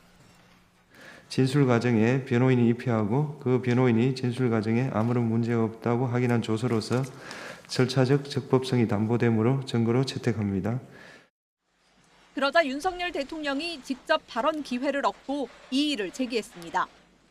여러 기관들이 그냥 달려들어서 중구난방으로 조사를 하고 조서에 기재되어 있는 내용하고 우리가 실제로 여기서 증언을 들은 거하고 너무나 거리가 많이 벌어진 것을 윤 대통령 측은 공판 중심주의와 배치된다며 검찰 조서 증거 채택에 계속 반발해왔습니다. 그러자 헌재는 탄핵 심판에서 형사소송법을 준용한다는 헌재법 40조 1항의 선례를 변화 없이 유지하겠다고 재차 설명했습니다. 탄핵 심판이 헌법재판이라는 사정을 고려해서 형사소송법상의 전문 법칙을 완화해서 적용해 왔습니다. 다만 증거의 신빙성은 평의에서 논의하겠다는 입장입니다. 국회 측은 이와 함께 윤 대통령 본인의 형사 기록을 검찰이 아직 회신하지 않고 있다며 재판부에 독촉을 요청했습니다. 윤 대통령 측도 국회에 출동한 수방사 소령의 검찰 진술 내용은 일부만 떼어 증거로 내밀었다가 전문을 모두 제출하라는 국회 측 요구에 마지못해 따르기도 했습니다. YTN 장하영입니다. 윤석열 대통령 측이 탄핵 심판에서 중국의 정치 공작 가능성을 언급하며 계엄의 정당성을 주장했습니다. 간첩법 개정 보류의 책임을 야당에 돌리기도 했는데 국회 측은 즉각 반발했습니다. 이경국 기자입니다.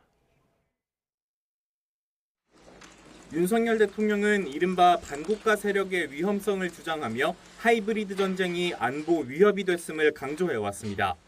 전통적 전쟁에 정치 공작과 심리전이 더해진 개념인데 탄핵 심판에서도 같은 주장이 나왔습니다.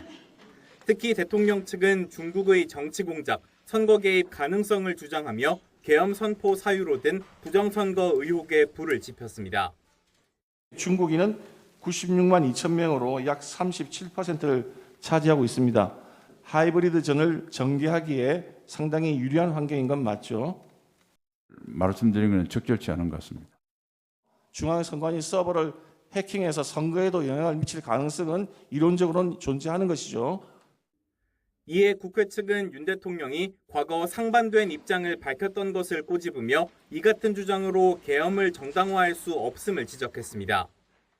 현재 언론과의 서면 인터뷰에서 한국은 미중 양국과 긴밀히 협력해 나가겠다 이렇게 말씀을 하시면서 윤 대통령 측이 민주당의 방해로 간첩 처벌을 위한 법 개정이 어렵다고 주장하자 국회 측이 거세게 반발하기도 했습니다. 수기 과정을 거치자라고 해서 지금 보류되어 있는 상태지 야당이 결코 막았거나 이것이 간첩죄가 무산됐다거나 한 일이 없습니다.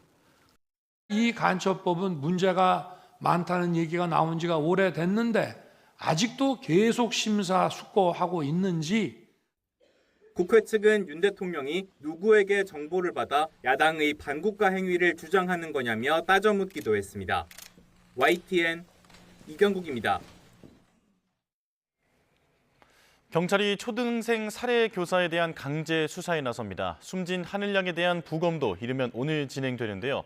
윤 대통령 탄핵 심판 변론 내용까지 함께 짚어보겠습니다. 김광삼 변호사와 함께합니다. 어서 오십시오. 네, 안녕하세요. 네. 자, 초등학교에서 선생님이 학생을 유인해서 살해한 매우 충격적인 사건이 벌어졌습니다. 이 40대 가해 교사에 대한 체포영장 그리고 압수수색 영장까지 발부가 돼서 이제 곧 신병 확보에 나설 것으로 보이는데요. 자, 일단 수사를 통해서는 어떤 점을 밝혀야 할까요? 또 이제 범행의 동기, 또 어떤 살해의 과정, 이제 이런 것들이 제일 중요하겠죠. 더군다나 이제 살해에 있어서는 이제 동기가 굉장히 중요하거든요. 그러면 이걸 계획적으로 했는지, 또 살해를 하기 위해서 이제 어떠한 준비를 했고, 지금 뭐 주거지랄지 여러 가지 압수수색하는 것 자체는 이제 살해의 어떤 도구랄지 이제 그런 것들 준비 과정 이런 것들이 자료가 있는지 부분을 이제 확인을 하려고 하는 걸까요? 그리고 일반적으로 그 휴대폰과 관련된 부분이랄지 이제 PC와 관련된 부분에 있어서는 이제 살해를 하기 위해서 PC랄지 휴대폰에서 어떠한 언어를 검색했는지 이제 그런 것들이 드러나면 이제 언제부터 범행을 계획했는지랄지 범행의 과정 이런 것들을 수사하는 데 있어서는 많은 도움을 줄 겁니다. 야, 예. 자, 유족이 그 애초에는 이 숨진 하늘양에 대한 부검에 대해서 반대했다가 입장을 바꿔서 부검을 하기로 했다고 합니다. 어떤 부분을 추가로 확인하기 위함일까요? 근데 부검은 이제 사인을 규명하기 위해서 하는 겁니다. 그래서 네. 어떤 사건이 발생했을 때, 뭐 교통사고가 됐건 아니면 어떤 범죄가 발생했을 때 이제 사체가 있는 경우에는 그냥 검시로 끝나는 경우가 있어요. 그러니까 눈으로 보고 어느 정도 사인이 밝혀졌더랄지 너무 사인이 명백한 경우 그런 경우에는 이제 검시로 끝나는데 그렇지 않고 일반적으로 이제 살인죄에 있어서는 어떤 살해를 했을 때 그 어떠한 행위로 인해서 사망을 했는지 이제 사인을 규명하는 것이 사실 굉장히 범행의 동기랄지 그다음에 범행 과정에 있어서 이제 목격자 같은 게 없잖아요. 예. 그래서 이제 그런 걸 밝히는 데 있어서는 이제 부검을 하게 됩니다. 그래서 일반적으로 유족들은 부검하는 건 원하지 않죠. 왜냐하면 우리의 어떤 동양적 유교적 사상에 의하면 사망한 사람을 다시 부검하는 것은 두 번 죽였다. 이제 이런 생각을 하고 있어서 예. 거의 동의를 하지 않습니다. 그런데 이 사건 자체는 뭐 사회적 이목이 집중되고 이게 엄청나게 대한민국에 충격을 준 사건이잖아요. 그렇죠. 그러니까 이 가해 교사의 행위가 어떻게 이루어졌고 그래서 사망이 어떻게 해서 되게 이르게 됐는지 이제 이런 점을 하기 위해서는 부검은 상당히 필수적이다 이렇게 볼 수가 있습니다. 그렇군요. 자, 그렇다면 이 가해 교사가 지금 계획 범죄인지에 대해서도 지금 많은 관심이 모이고 있는데 일단 보면 아이를 유인해서 시청각실로 데리고 갔고 그리고 그 시청각실에는 CCTV도 없었다고 하더라고요. 그리고 범행 도구를 미리 구입하기도 했는데 이런 정황으로 보면 계획 범죄라고 볼 수 있습니까? 이거 뭐 제가 볼 때는 완전한 계획 범죄다 이렇게 볼 수 있어요. 그런데 예. 이제 일반적으로 계획 범죄에 있어서는 먼저 이제 살해를 할 피해자를 특정을 하는 경우죠. 근데 이제 특정을 안 된 상태에서 이제 범행 일단 준비를 한 거고 네. 일단 어떤 아이든 같이 죽겠다 이런 생각을 했기 때문에 미리 뭐 한 2km 떨어진 장소에서 흉기를 구입을 했다는 거 아닙니까? 그리고 그날 고의적으로 이제 돌봄교실에서 뭐 학생들이 이제 결과적으로 귀가를 하려고 하는 뭐 그런 과정에 있어서 제일 마지막에 나오는 학생에 대해서 살해를 하겠다 이런 예. 뭐 계획까지 다 세웠기 때문에 또 본인이 뭐 직접 누군가 혼자 죽을 수 없다는 그런 취지의 경찰 조사도 있는 걸 보면 이것은 뭐 완전히 계획 범죄다 이렇게 볼 수가 있어요. 예, 지금까지 드러난 정황만으로 봐서도 이 정상적인 사고를 하고 있다라고 보기는 어려울 것 같습니다. 지금 이 진료 기록도 공개가 됐습니다만 우울증을 앓았던 것으로 알려져 있는데요. 이게 혹시 처벌을 받게 될 때 참작될 가능성이 있습니까? 그 이전에는요. 어떤 뭐 묻지마 살인도 마찬가지고 어떤 살해를 하는 데 있어서 정신적인 요소가 상당히 영향을 미쳤을 때 형량에 많은 영향을 주었어요. 예. 그런데 이제 최근에 뭐 이제 법원의 어떤 판결의 경향 자체는 이제 그런 것들에 대해서는 그다지 이렇게 참전을 하지 않습니다. 특히 어떤 심신미약이랄지 심실상실의 상태였느냐 이 부분을 판단하는 데 있어서 심신미약이면 전에는 형량을 감경하도록 되어 있었거든요. 그런데 이제 법이 개정되면서 감경할 수 있다 이렇게 되어 있습니다. 그래서 전에는 의무적으로 어떤 정신병으로 인해서 심신미약 상태에서 범행을 했을 때는 의무적으로 감경을 했어요. 아, 예. 그런데 이제 그런 조항이 폐지가 됐고 할 수 있다로 되기 때문에 이제 뭐 굉장히 술에 만취한 상태랄지 아니면 정신적으로 이제 우울증이랄지 여러 가지 병이 있어서 그게 범행에 영향을 미쳤다 하더라도 사실은 형을 감경해 주는 경우가 거의 없다고 보면 됩니다. 아, 그렇군요.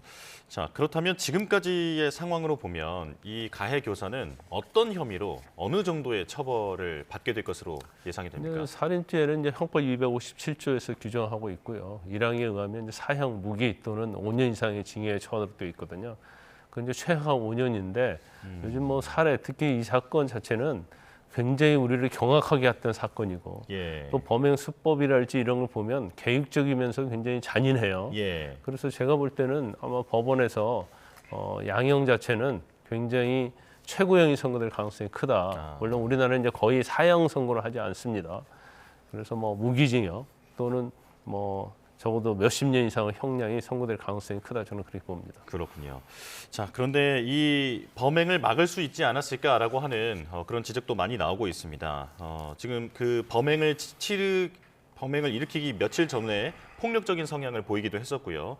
그리고 그 이후에는 교육청이 개입해서 어떤 앞으로의 그 방향에 대해서 좀 가이드라인을 주기도 했었는데 하지만 결국엔 이런 사고를 막지는 못했습니다. 자, 교육청에도 책임을 물어야 한다라는 목소리가 나오거든요. 어떻게 보십니까? 일단 뭐 전체적인 이제 조사의 결과는 아직 안 나왔어요. 그렇지만 일단 질병이 있었는데 질병 자체가 이제 우울증이었다는 거 아닙니까? 예. 그런데 이 사건이 나기 이전에도 이제 병가를 몇 번 냈다는 거예요. 그리고 이제 마지막으로 질병 휴직을 했는데 6개월을 요청을 해서 질병 휴직 6개월 됐는데 본인이 정신과 의사에게 아니 뭐 업무에 복귀해도 뭐 정상적으로 활동할 수 있다라는 소견서를 받아서 제출을 하면서 원래 6개월의 질병 휴직이었는데 21일 만에 다시 복귀했다는 거 아닙니까? 예. 그러면 질병 휴직 자체가 일반적인 질병이 아니고 이제 정신과적인 질병이잖아요.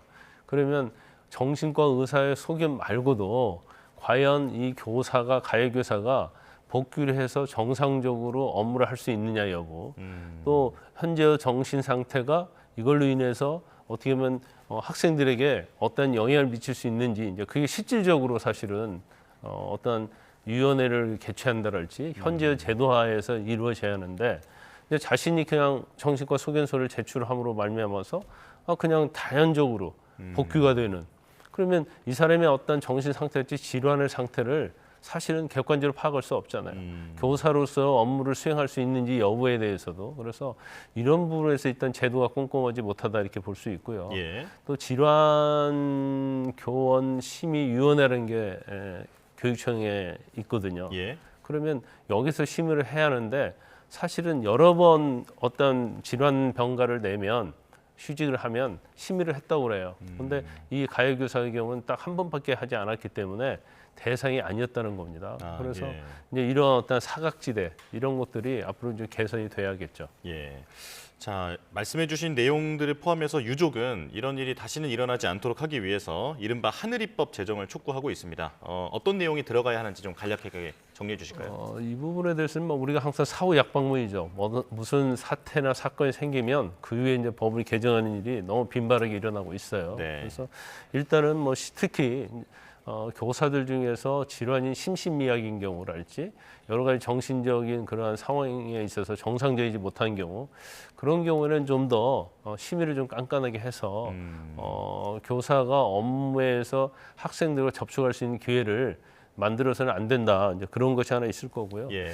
이번에 이제 돌봄 교실 관련해서 돌봄 교실 끝나고 나서 뭐 미술학원으로 가는 중이었잖아요. 그러면 우리가 생각할 때는 학교 내가 가장 어떻게 보면 사회에서 안전한 지대라고 생각했는데 네. 오히려 그 안전한 지대에서 오히려 생각지도 못한 교사가 살인을 하는 이런 경우가 생겼거든요. 예. 그래서 돌봄 교실 이후에 어떤 학생의 귀가 이런 경우에 있어서도 좀 더 좀 면밀하게 안전을 보장할 수 있는 그런 제도가 좀 마련돼야 한다 이렇게 봅니다. 예, 교사 채용 기준이라든지 학생의 안전을 제고하는 방향에 대해서 좀 고민이 필요해 보입니다. 자, 다음 주제로 넘어가겠습니다. 어제 윤석열 대통령에 대한 탄핵 심판 7차 변론 기일이 열렸는데 증인이 4명이 나왔습니다. 자, 다뤄졌던 쟁점들을 보면 언론사 단전 단수 지시가 있었느냐, 그리고 계엄을 사전에 인지했거나 모의한 바가 있느냐, 그리고 또 부정선거에 관련돼서요. 그 관련자들의 의견을 직접 들어보는 시간이었는데요. 어제 전반적으로 어떻게 보셨습니까? 일단 뭐 이상민 전 행정관에 대해서는 뭐 단전 단수 여부, 그리고 국무위원 심의가 이제 계엄에 대해서 실질적으로 이루어졌느냐, 이제 그 부분을 어제는 증인 신문을 했었죠. 네. 그래서 일단 뭐 이상민 전 장관은 뭐 본인은 단전 단수를 지시한 적도 없고 대통령에서 지시받은 적이 없다. 그래서 이 부분은 뭐 대통령에게 유리하게 영향을 미칠 수 있는 증언이었다 이렇게 볼 수 있고, 예. 또 하나 중요한 것 중에 하나가 비상계엄을 하려고 하면 국무위원의 심의를 거쳐야 하는데 이 국무회의 자체가 실질적으로 이루어졌느냐 이루어지지 않았느냐. 네. 근데 이상민 전 행정관은 뭐 실질적으로 이루어졌다는 취지로 어제 증언을 했어요. 그래서 이 부분은 뭐 대통령 측에서 신청한 증인이기 때문에 대통령 측에 좀 유리한 증언을 했다 이렇게 볼 수 있을 것 같고요. 예. 그다음에 이제 신원식 안보실장에 대해서는 이제 본인이 이전에 국방부 장관이었다가 지난 9월에 교체가 됐거든요. 그래서 어제 하이브리드 전쟁이라는 말이 나왔었는데 예. 이제 비상계엄을 선포하려고 하면 국가의 어떤 비상사태잖아요. 전시 사변2에 준하는 그런 상황이 하는데 우리가 그냥 생각할 때는 뭔가 외부로부터 침입이 있다거나 아니면 어떤 소유 사태가 있지 않으면 비상사태로 생각하지 않거든요. 예. 근데 하이브리드 전쟁이라는 개념을 어제 증언을 하더라고요. 그래서 설사 물리력이나 어떤 충돌이나 그런 게 없다 하더라도 중국이랄지 외부에서 어떤 공작 정치랄지 부정선거에 개입한다랄지 이런 거 자체가 일종의 이제 비상사태로 볼 수 있다. 그래서 이제 계엄의 정당성에 대해서 좀 명분을 부여하는 그런 증언을 했다고 볼 수 있을 것 같습니다. 예. 그다음에 이제 백종원 전 차장은 선관위의 어떤 부정선거 시스템을 어떻게 보면 조사한 사람이거든요. 예. 그래서 이 부분에서 뭐 부정선거의 가능성이 있다고 얘기를 했기 때문에 대통령이 주장하는 거에 좀 부합한다고 볼 수 있고, 그다음에 김용민 사무총장, 선관위 사무총장은 뭐 부정선거가 있을 수 없다는 취지로 얘기했고, 그와 관련해서 뭔가 법적인 절차, 재판이 있었지만 대법원에서도 없는 걸로 결론이 났다. 예. 그래서 부정선거의 가능성은 뭐 거의 불가능하다 이런 얘기를 하고 있기 때문에 대통령 측에서 주장하는 부정선거에 대해서는 상당히 이제 비판적으로 증언을 했다 이렇게 볼 수가 있습니다. 예, 자 개괄적으로 정리를 해주셨는데 주목됐던 점 한두 가지 질문을 드리겠습니다. 자, 그 이상민 전 장관이 계엄 직전에 있었던 국무회의에 대해서 정차적 정당성을 강조하지 않았습니까? 네. 자, 하지만 앞서서 한덕수 국무총리나 최상목 대행이라든지 당시 참석했던 다른 국무위원들은 또 정반대의 증언을 과거에 해왔단 말이죠. 왜 이렇게 이유가 말이 다른 걸까요? 국무회의가 이전에 했던 국무회의는 좀 다른 형태로 진행이 됐다 이렇게 볼 수 있을 것 같아요. 네. 근데 원래 일반적으로 예를 들어서 뭐 국회에서 통과된 법률에 대해서 제의를 요구권, 이게 법률 거부를 할 때는 예를 들어서 뭐 국무회의에서 다 모여서 뭐 개회하고 뭐 그런 식으로 진행이 됐을 거 아니에요. 근데 이 그날은 일반적인 이제까지 이루어졌던 관례제로 이루어졌던 그런 국무회의의 모습이 아니었다. 예. 뭐 이건 거의 확실한 것 같습니다. 그래서 순서대로 오는 데 있어서도 좀 시간적 차이가 있었고요. 이제 갑자기 소집을 했기 때문에 그 다음에 과반을 과연 넘었느냐 안 넘었냐, 과반이 넘은 시점, 정족수 뭐 이런 문제들. 그래서 실질적으로 국무회의가 이루어졌냐 이루어지지 않느냐. 만약 실질적으로 국무회의가 이루어지지 않았다고 한다면 비상계엄은 절차상 위반이 되는 거고요. 그러면 헌법과 법률 위반이 되는 겁니다. 그런데 어떤 뭐 국무회의 형식적인 요소가 없다 하더라도 실질적으로 이루어졌다고 하면 비상계엄 자체는 절차상은 문제가 없는 것이 되는 거예요. 그래서 어제 이제 그 부분에 대해서 했는데 이상민 전 장관은 뭐 실제로 이루어졌다는 취지로 얘기를 했고, 다른 국무위원들은 뭐 국무회의가 이전에 있었던 것처럼 그런 식으로 이루어지지 않았기 때문에 경우에 따라서는 뭐 국무회의가 없었던 것이다. 이제 그런 또 해석을 할 수 있는 여지가 있었던 거죠. 예. 그렇군요. 그러니까 형식과 실질에 대한 판단이 국무위원들마다 좀 달랐을 수 있다라고 말씀을 해주셨는데요. 자, 부정선거 의혹과 관련해서 추가 증인 조사 그리고 서버에 대한 검증이 필요하다라는 주장도 나왔는데 이건 이루어질 가능성이 있습니까? 가능성이 없을 거예요. 그러니까 일단 헌법재판소에서는 헌법재판관들이 이제 대통령이 이제 부정선거에 대해서 워낙 강력하게 주장하니까 이걸 전혀 뭐 받아들이지 않고 갈 수는 없거든요. 그래서 일부는 받아들여졌는데 아마 헌법재판소에서는 명백한 증거가 없다 그런 뭐 생각을 하고 있는 것 같습니다. 그래서 향후에 있어서 부정선거에 관해서는 이전에도 보면 상당히 헌법재판관들이 인정하지 않는 이제 부정적인 의견을 가지고 있었기 때문에 아마 부정선거에 대해서 계속적으로 얘기하는 거에 대해서는 아마 헌법재판소에서는 증거랄지 이런 것을 받아들여주지 않을 가능성이 크다. 그리고 대통령 측에서 주장하는 부정선거가 이제 비상계엄의 선포의 이유를 들고 있는 거거든요. 그런데 헌법재판소는 이제 부정선거가 설사 있었다 하더라도 이게 비상계엄의 요건 할 수 있는 그런 거에 해당이 되지 않는다. 이제 그런 생각을 하고 있는 것 같아요. 그렇군요. 자, 그리고 헌재가 또 어제 그 증인 신청이 되었지만 이제 보류된 두 사람에 대해서 증인 신청을 기각했습니다. 눈에 띄는 인물은 한덕수 국무총리일 텐데 사실 한덕수 국무총리가 국무회의로 서열로 보면 대통령 다음이기 때문에 당연히 증언을 들어봐야 한다라고 하는 의견도 많았거든요. 그런데 왜 헌재는 기각했을까요? 일단 언론도 마찬가지고 상당히 많은 전문가들이 이제 한덕수 총리에 대해서는 아마 증인 신청을 받아줄 거라 이렇게 생각을 했었어요. 그런데 이거에 대해서는 받아주지 않았습니다. 아마 한덕수 총리 같은 경우에는 일단 제일 중요한 것은 비상계엄과 관련된 모의를 했느냐의 여부일 것이고, 그 다음에 이제 국무회의 소집에 있어서 어떤 국무회의 심의를 거쳤느냐의 여부, 그 과정에서 어떻게 보면 제일 잘 알고 있는 사람이 이제 한덕수 총리다 이렇게 볼 수가 있고요. 그다음에 대통령 측의 입장에서도 국무회의가 정상적으로 이루어졌다는 것을 입증을 하고요. 아마 국가 비상사태와 관련해서 굉장히 국가적으로 어려운 상태였기 때문에 계엄을 할 수밖에 없었다는 취지의 증언을 얻어내기 위해서 신청을 했다 이렇게 볼 수 있을 것 같아요. 그런데 이제 헌재에서는 뭐 이 정도의 어떤 증언이 있었으면 한덕수 총리의 말까지는 들어볼 필요가 없다. 아마 그런 판단을 했을 가능성이 크다 이렇게 봅니다. 자, 한덕수 총리 그리고 이경민 참모장에 대해서는 헌재는 필요성이 없다라는 얘기로 지금 증인 신청을 기각한 상황이고요. 자, 마지막으로 그렇다면 변론기일이 추가로 잡힐 수도 있나 이 가능성도 좀 궁금하거든요. 어떻게 보십니까? 내일이 마지막 변론 기일이에요. 그런데 이제까지 어떤 증인들의 어떤 증언 자체가 검찰에서 얘기했던 거와 상당히 다른 부분이 있죠. 또 이전에 유튜브랄지 아니면 언론과 인터뷰 내용과 다른 부분이 있어요. 그래서 이 부분에 대해서 아마 탄핵을 하기 위해서 대통령 측에서도 또 증인을 새로 신청을 한 걸로 알려져 있어요. 근데 이게 받아줄지 안 받을지는 모르겠어요. 근데 현재 헌재의 어떤 방향성을 보면 이제 안 받아주지 않을 가능성이 크다. 그래 받아준다 하더라도 뭐 한두 명 정도 받아줘서 한 번 정도의 변론기를 열 수 있다. 한 번 정도. 그러면 이제 9차 변론기일이 되는 겁니다. 그러면 만약에 뭐 8차 변론기일 내일로 끝나버린다고 한다면 아마 대통령의 이제 최후 진술을 들을 수 있는 기일을 한 번 더 잡아줄 가능성이 커요. 그렇기 때문에 한 번 더 잡냐 잡지 않느냐도 중요한데 그런다 하더라도 변론의 어떤 종결은 2월에 될 가능성이 크다. 2월이요? 그렇죠. 그리고 이제 대부분 변론 종결하면 이제 평의를 통해서 그 다음에 결정문을 써야 하거든요.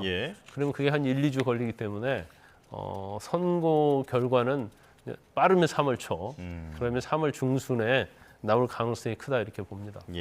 9차 정도는 한 번 더 잡을 가능성이 있고 3월 초에서 중순 정도의 선고가 나올 것으로 보인다. 자, 여기까지 듣겠습니다. 김광삼 변호사와 함께했습니다. 고맙습니다.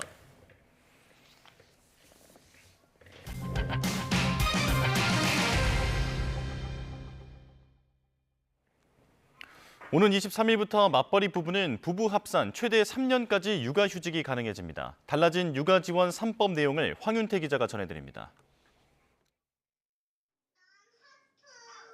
국무회의에서 심의 의결된 육아지원 3법은 남녀고용평등법과 고용보험법, 근로기준법입니다.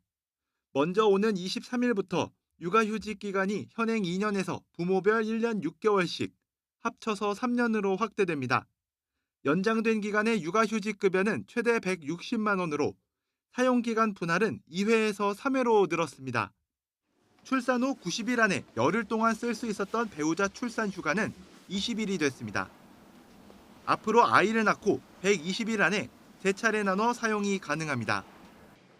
현행 3일에서 6일로 늘어난 난임치료 휴가는 하루 단위로 낼 수 있습니다. 육아기 근로시간 단축 대상 자녀 나이도 8살에서 12살로 대폭 상향 조정됐습니다.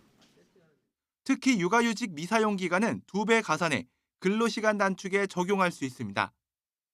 남은 육아휴직이 1년이라면 육아기 근로시간 단축 기본 1년에 육아휴직 미사용 1년의 2배인 2년을 더해 3년까지 단축 근무를 하는 방식입니다. 올해 달라지는 자세한 육아 지원 내용은 고용노동부와 일생활균형 누리집에서 확인 가능합니다. YTN 황윤태입니다. 당첨만 되면 큰 시세 차익을 얻는 로또 청약으로 수백만 명이 몰리며 과열 논란을 부른 무순위 청약 제도가 앞으로 달라집니다. 집이 있는 사람은 신청할 수 없고 무순위 청약이 나오는 지역의 상황에 따라 거주 요건도 탄력적으로 적용됩니다. 박기원 기자가 보도합니다. 마지막 줍줍으로 불린 힐스테이트 세종 리버파크 무순위 청약. 당첨만 되면 3, 4억의 시세 차익을 얻을 수 있다는 말에 세 가구 모집에 120만 명이 몰렸습니다. 앞서 지난해 7월 동탄역 롯데캐슬은 한 가구 모집에 294만 명이 신청하면서 홈페이지가 마비되며 역대 최고 기록을 쓰기도 했습니다. 이처럼 로또로 불리는 무순위 청약 과열이 가라앉지 않자 국토교통부가 대책을 내놨습니다. 먼저 무순위 청약 대상을 무주택자로 제한해 집이 있는 사람은 신청할 수 없도록 했습니다. 과도한 경쟁을 막겠다는 취지인데 실제로 동탄역 롯데캐슬의 경우 신청 가구의 40%는 유주택자였다는 게 국토부의 설명입니다. 거주지 요건도 탄력적으로 운영하기로 했습니다. 만약 시세 차익이 큰 지역에서 무순위 청약이 나온다면 지방자치단체장은 해당 지역에 사는 사람만 신청하도록 제한할 수 있습니다. 대신 미분양이 우려되는 지역이거나 부동산 침체기라면 신청자의 거주지 요건을 자유롭게 넓힐 수 있습니다. 지역 여건과 주택시장 등 제반 사항을 종합 고려하여 거주지역 요건을 해당 광역지자체, 광역권, 전국 등 3단계 범위로 부여할 수 있게 되겠습니다. 정부는 이와 함께 인기단지 청약 때 부양가족 가점을 받기 위해 위장 전입을 하는 사례에 대해 핀셋 검증을 예고했습니다. 기존에는 가족관계증명서나 주민등록 등초본을 제출하는 것으로 끝났지만 앞으로는 최대 3년간의 병원과 약국 이용 내역을 들여다볼 계획입니다. 무주택 청약 개선 방안은 상반기 안에 시행될 예정입니다. YTN 박견입니다. 뉴욕 증시가 혼조세로 마감한 가운데 우리 증시에서 코스피와 코스닥 지수는 하락으로 출발했습니다. 코스피는 0.17% 내린 2,534.71로 개장을 했고 코스닥 지수는 0.13% 내린 748.65로 장을 시작했습니다. 코스피 시장에선 외국인이 순매도를, 코스닥 시장에선 외국인과 기관이 순매도를 하고 있습니다. 필라델피아 반도체 지수 하락에 삼성전자와 SK하이닉스는 하락 중이고 철강주 가운데 현대제철과 동국제강은 상승으로 출발했습니다. 원달러 환율은 0.1원 내린 1,452.5원으로 장을 시작했고 1,450원대 초반에서 소폭의 등락을 하고 있습니다.